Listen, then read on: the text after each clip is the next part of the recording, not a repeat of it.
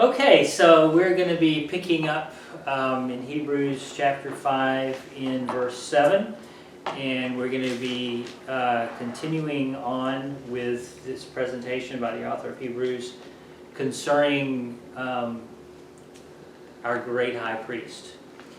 And these verses 7 through 10, the focus is going to be now on the high priest as the suffering son.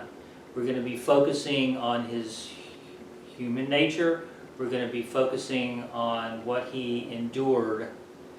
And the reason this is important, and we've talked about the importance of the humanity of Christ in terms of its significance in him being our high priest, that he has to be one of us as a human in order to represent us as high priest. But there's another aspect of it, and these verses 7 through 10 kind of harken back to it. And this is back in chapter 4 and verse 15. You remember when we read, "For we do not have a high priest who is unable to sympathize with our weaknesses, but we have one who has been tempted in every way just as we are, yet was without sin." And what we were talking about back in that verse was the empathy that Jesus has, that he is able to empathize and sympathize with us. That's one aspect of the humanity of that aspect of being our high priest. And that, remember, we talked about that was not just a fiction, it wasn't just an act, that it was real, that he really underwent these temptations, that he really did experience these human weaknesses. And when we say that, we're talking about non-moral human weaknesses. But he could be hurt, he could be tired, he could be hungry, he could be thirsty, he could be wounded. All of those sort of non-moral aspects of human frailty and human weaknesses, he experienced all of those. And he experienced those storms of life, those challenges of temptation. And we're talking about temptation here, and you think about the temptations Jesus faced during his earthly life. We're not just talking about the temptation to do something you shouldn't do, but you remember the kind of temptations that he was facing from Satan directly was the idea of using your divine power to not do what you're here to do as being the Savior of the world, and throw yourself off the pinnacle of the temple, to prove that you have power over gravity. He's tempting him to abuse his divine power. And then what we're going to talk about today, the ultimate temptation, would be the temptation not to go to the cross. And so it's hard to imagine a stronger temptation than the temptation not to die. The temptation not to be tortured to death.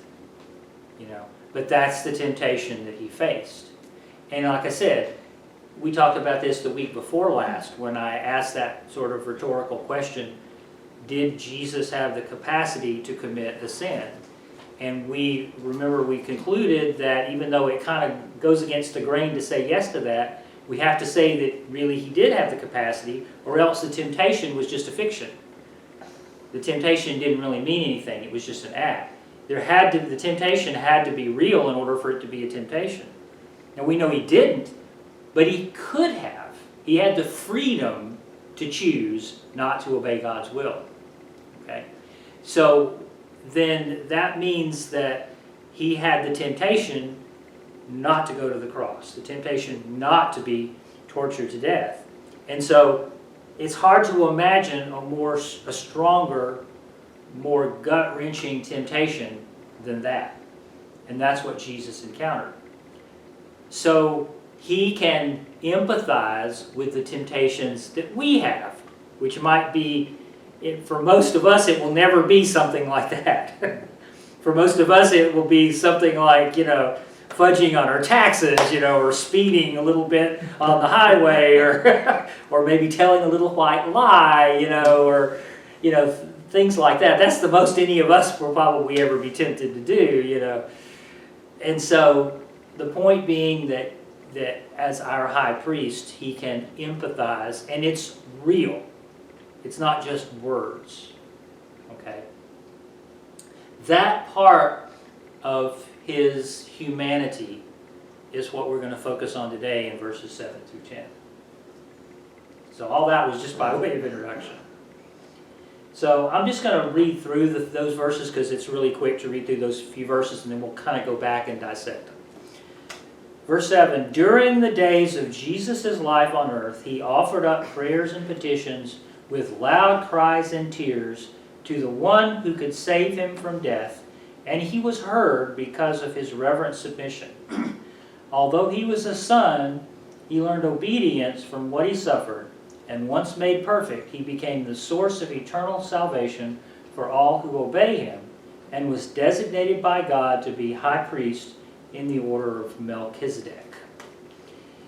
Now you just read through that and you say, oh yeah, I get that, understand that. And it's not complicated to understand, but there's so much that is implied in these verses that is so important for us to delve into. From this standpoint of him being our great high priest who can empathize in every way, because he was tempted in every way. He doesn't specifically quote it here, but it's obvious what the author of Hebrews is referring to here when he talks about offered up prayers and petitions with loud cries and tears to the one who could save him from death. So what's the reference here? What is the event he's referencing? Because he is talking about a specific event, not just a general thing.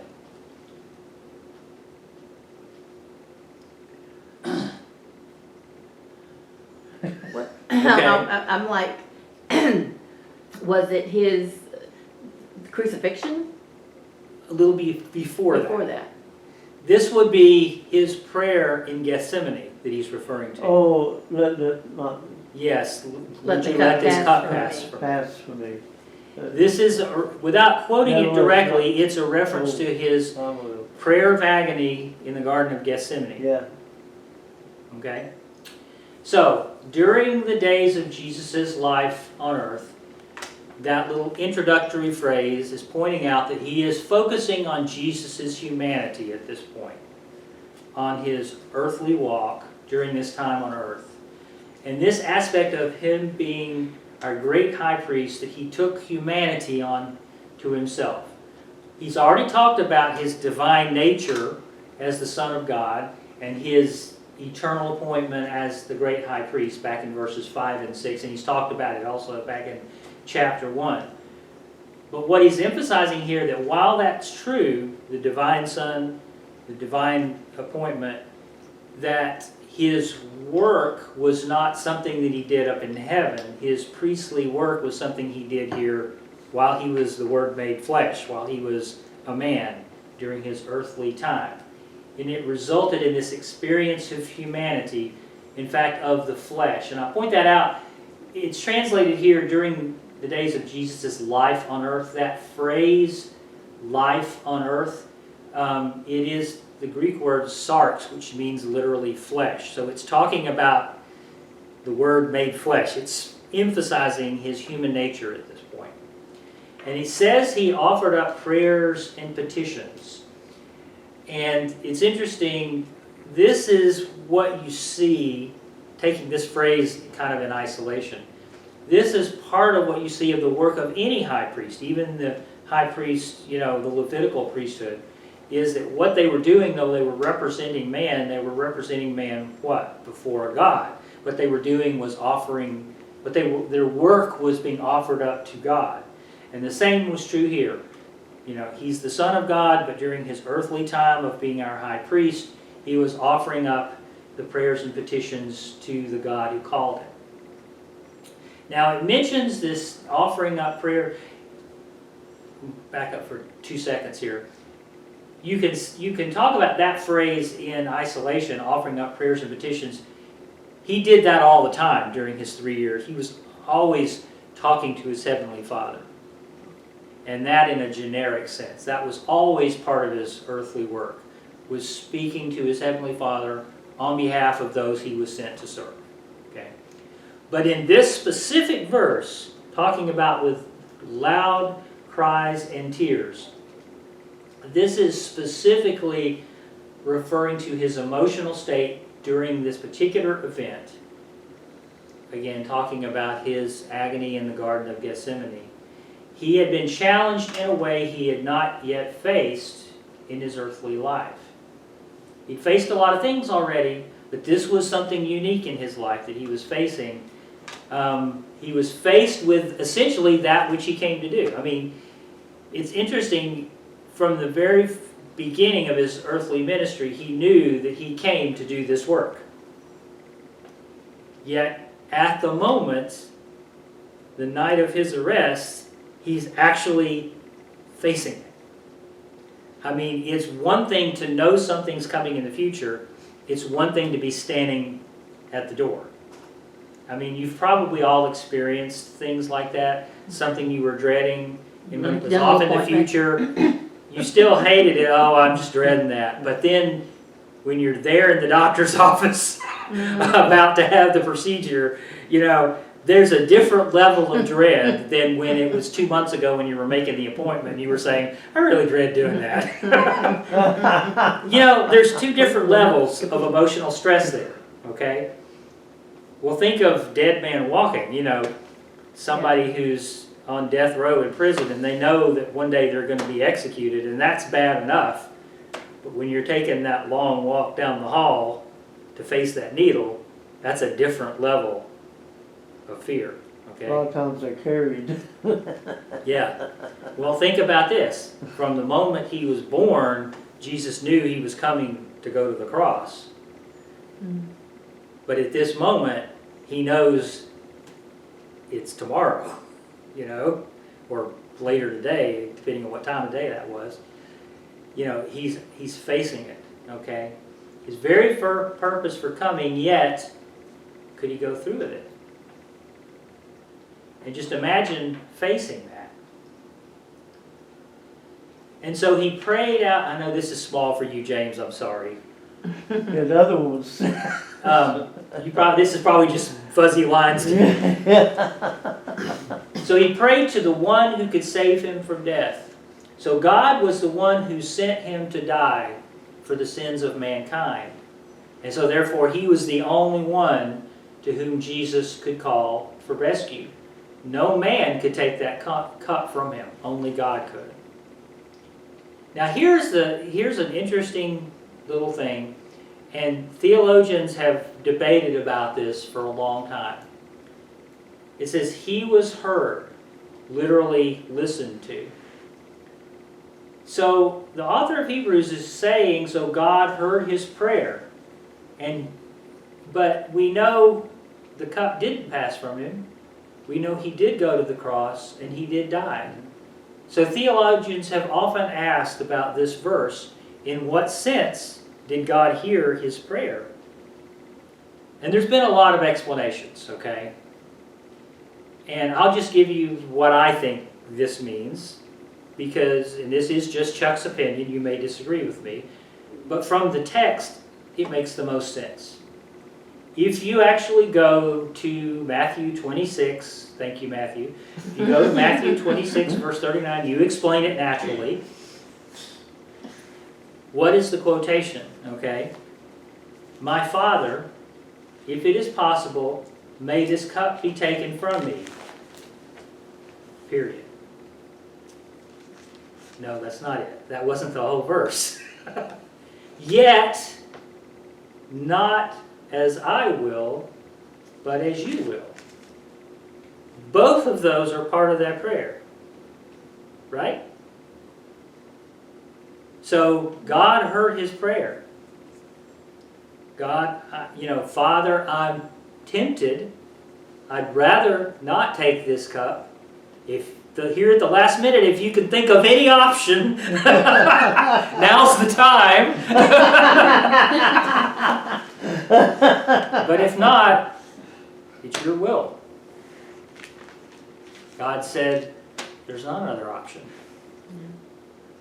You're their only hope. You're their only hope. Are you going to let them down? Not my will, Father, but yours. So in that sense, God heard him. I mean, I think there was conversation that went on there. And there was the realization, I am their only hope. If not me, nobody. If not me, they're lost. So, not what my flesh wants, but what your will is. And God heard him. Now, there are other interpretations. Some say that that what he was really praying for was to be released from the fear of death, and that God gave him peace so that he wouldn't fear it anymore. That's probably true. I don't know if that's what it really means, but that's probably true. Some have suggested that it's a reference to the fact that to save him from the finality of death, and that God heard him and that he was resurrected from the dead. And while that's also true, I'm not sure that's what that really means. From the context, and again, this is just Chuck's opinion, okay? But from the context, talking about this is his temptation to not go to the cross, that was the agony of being tempted not to go through with it. To me, the actual desire not to go to the cross is what's in view here. And that the only way to see that God heard him and listened to him was that in seeing that the whole prayer was, but not my will, but yours. And that in that sense, he heard him. To me, that's what makes sense. That's my opinion. You may think differently. But it is fair to say a lot of people have debated this particular verse. There are different interpretations. So it's okay if you have a different interpretation, because there's a lot of people that do. I That's the way thought, I see it. my theory was, that was the human side. He's 100% man, 100% God, and the fear of going through all that. Fear is Was not a that sin. tempted? Fear is not Fear's sin. not sin. It's a temptation, but it's not a sin. Yes, and that right there is what probably, was affecting him. Oh, there's no doubt about it. There's no question that you're right about that. Yeah, and Absolutely. That's when he I requested, mean, but not he was mine. sweating drops of blood, remember? Yes. That was very intense. So, it says he was heard because of his reverent submission. Now, here's one of those things. You know, I'm not one of those people that harps about translations all the time, but this is one where I just don't get the NIV. Okay? The Greek text is, and that is, he was heard in that he feared. Now, why the NIV translates it because of his reverent submission, to me, it masks the intensity of, just like you were saying, James, it masks the intensity of his human fear. Yeah, This was not reverent submission. I mean, that really minimizes the emotional agony that he was going through. He was afraid. He was sweating blood. And this has nothing to do with this message necessarily, but I've read that some doctors have actually explained that as not figurative, as literal, that he may have been experiencing some type of hemorrhage from the stress. Yes. That it was really yes, blood. Because he may have had the high blood pressure created a hemorrhage in his Yeah. eyes. yeah, Or around that area, and he was actually sweating literal blood. That's the intensity. Maybe his blood pressure was 500 over 200, who knows? I don't know. But anyway, my point is that phrase in the NIV just, to me, just minimizes it. It masks that dread and fear that he experienced as he cried out to the Father for deliverance from this mission. So what's the point in this verse? The author of Hebrews is pointing out the exquisite agony of this life or death choice that Jesus was faced, and he conquered it. Faced and conquered. And he was tempted just like we were, but he did not fail, as we always do. And that temptation was real, and that's why I've pointed this out a lot of times. It wasn't just words, it wasn't just an act, it wasn't just a fiction. The temptation was real. Because he could have said no. He could have said no and said, I'm going back to heaven. I don't need this. He could have said no, but he didn't. And so, why is this important? We say Jesus was sinless, and he was. Jesus was sinless. But his sinlessness was not untested innocence, like a baby. You think about a newborn baby is innocent. But untested innocence is not the same thing as tested and tried righteousness. Those are two different things. And Jesus' innocence was tested righteousness. Faced with temptation and say no. So that is why we can say he was our great high priest who could empathize with us. Tempted just like we were, even more so, yet without sin. So, in verse 8, we see, faced with that temptation, his obedience. And it says, although he was a son, he learned obedience from what he suffered. That little word, although, you know me, I'm always focusing on these little prepositions that most of the time when you're reading, you just pass over them. And you don't pay attention to them necessarily. But they're there for a reason.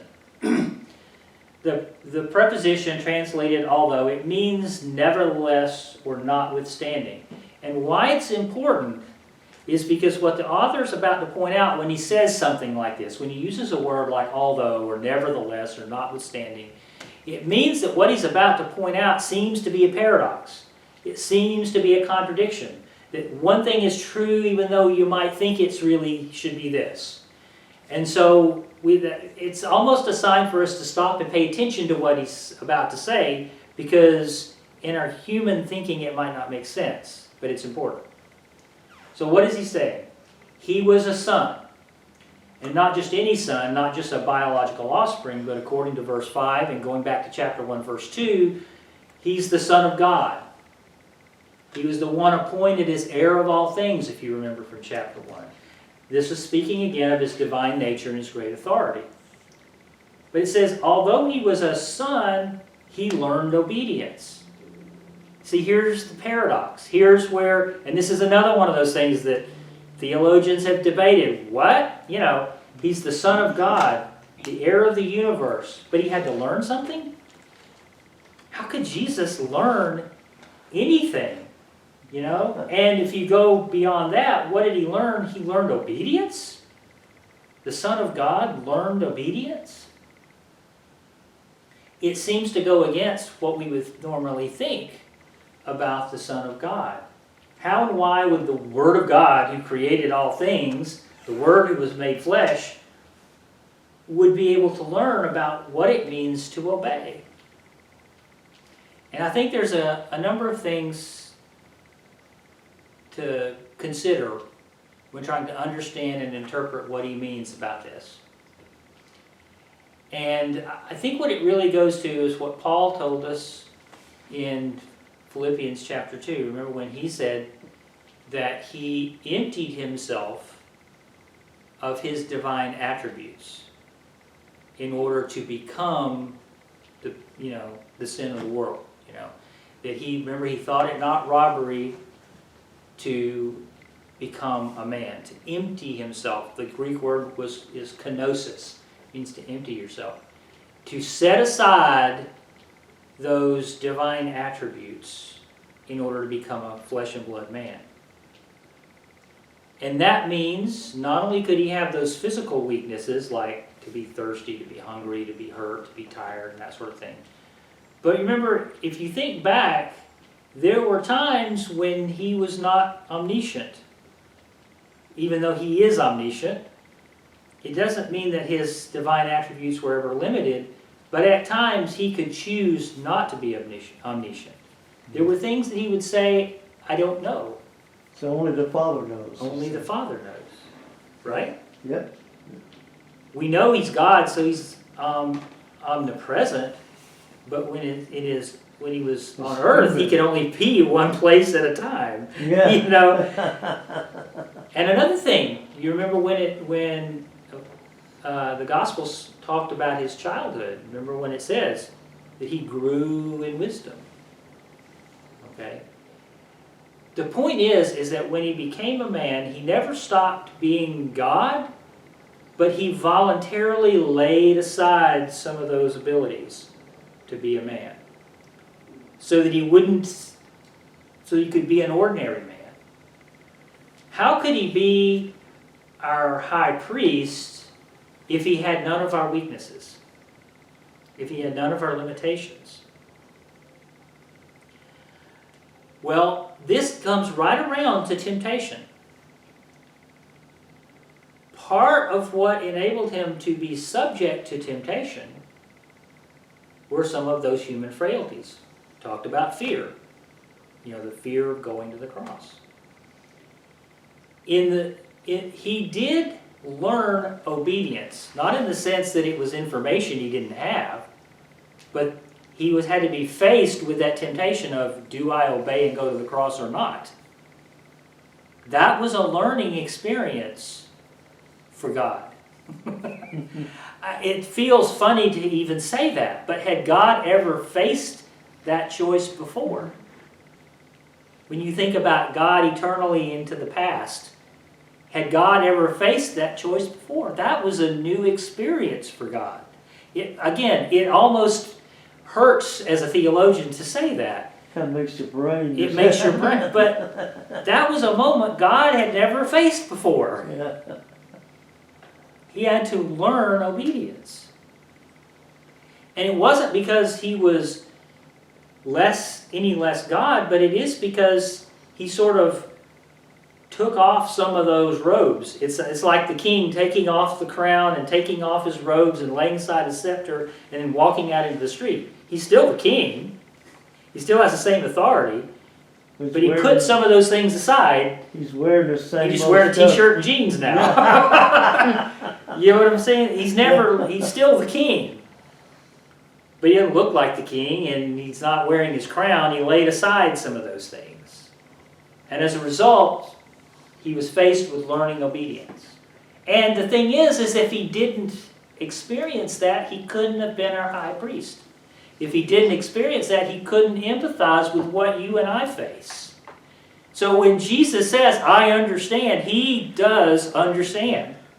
Better than we probably realize that he understands. He really does feel our pain. Sometimes, when our politicians say, I feel your pain, you think, yeah, you don't really feel it. You don't really understand. You've never faced what we face. Jesus did. Even worse than what we face. I'd never want to face what Jesus faced. But he did. He learned obedience from what he suffered. It was this suffering, the experience of pain, by voluntarily submitting to what he feared, that which he begged God to take away, he submitted to it. Now he knows what it was to obey. Obedience means nothing if it's easy. You see, I think that's why it's not wrong to say that Jesus learned obedience. Because if it was really nothing, if it was just kind of a fiction, if it was just easy, it wouldn't have really meant anything. Obedience doesn't mean anything if it's easy. If you tell me to just pick this up and put it over there, well, that's easy. It's no big deal to obey that. If you tell me to give up everything that I have and go die somewhere, that takes commitment. Especially for people who hate you. Yes, precisely. Even more so. To those who are, who are mocking you. And so, obedience means nothing if it's easy and if it doesn't cost anything. And he really faced that. And yet, without sin. So you see the power of that test and the power of that righteousness. To me, that just elevates when you say Christ was sinless. Christ was righteous. When you think about what it cost him to be righteous, when you think about the choice he had to make to be righteous, to me that just elevates. When you say Jesus is righteous, wow, I mean, to me it just really intensifies in my mind the power of that righteousness when you look at what the temptation was not to go down that road. It cost him everything. And it was not easy for him. And he felt, and at that moment, he felt total separation from God Yes. when he was on the cross. That was something that he never felt before. It was something that's just, being totally separated from God. Exactly. You took, Huh? it's frozen. It didn't change. It didn't change. Naturally. Well, I'll tell you what. Why don't we just stop there? Because and we'll pick up, since I'm frozen anyway, we'll pick up in verse 9, because I hate to rush through verses 9 and 10. I really thought we'd get farther than this. But verse 8 had so much in it. And I don't want to rush through verse 9 and 10 because they are really important too. So let's pick up in verse 9 next week and we'll finish this particular passage. Then in verse 11 we're going to have a big long parentheses where we're going to talk about something completely different for most of chapter 6, and then in chapter 7 we're going to pick up with Melchizedek again. Yeah. And it's interesting, we're going to see that it's like talking about all of this, the author of Hebrews is going to stop and say, you guys are really spiritually immature. And you really need to understand, it's obvious you don't understand the basics because you should be farther along in understanding by now. And he's going to spend a lot of time talking about spiritual immaturity of his readers before he picks back up with Melchizedek again.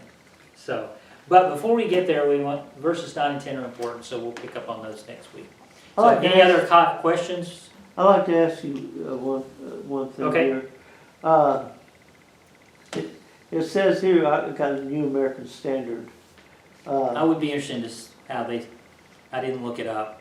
In the days of his flesh, he offered up both prayers and supplications with loud crying and tears to the one able to save him from death. And he was heard because of his piety. Because of his piety. What was that? That just, well, okay. Because Let me back up. Then let me that- back up a little bit, because that is a good question. Okay, because I did look up that word. Okay, I did Yeah. look up that word.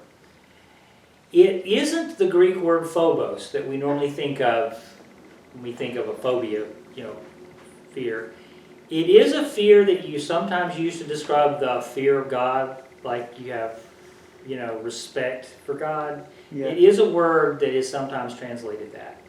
So it can mean that, and I guess that's why they translated it that way. So maybe I should get off my high horse about it. But in context, that doesn't make sense. That's what I mean. In the that context, doesn't we make are sense. talking about Jesus in the Garden of Gethsemane. Father, may this cup pass from me. I'm sweating blood. I don't think that is the view of fear that the author of Hebrews is talking about. I mean, there's no question he has reverence for his father. There's no question he has respect for his father. I'm not saying that isn't true. Yeah. I'm just saying I don't think that's what the author of Hebrews is talking about here. Yeah, piety in my sounds opinion. too high-minded, like he was Yeah. high-minded. It's not the right state of It's not mind. right. So that's why I said what I said. Yeah. I should have pointed out it isn't the Greek word phobos, and maybe that's why they used this other translation in the New American Standard Yeah. and in the NIV. But I don't think that renders the sense of the emotional state Yeah. he was in adequately. Yeah. That's not what he's talking. I don't think that's what he's talking about. But I'm not a scholar, so what do I know?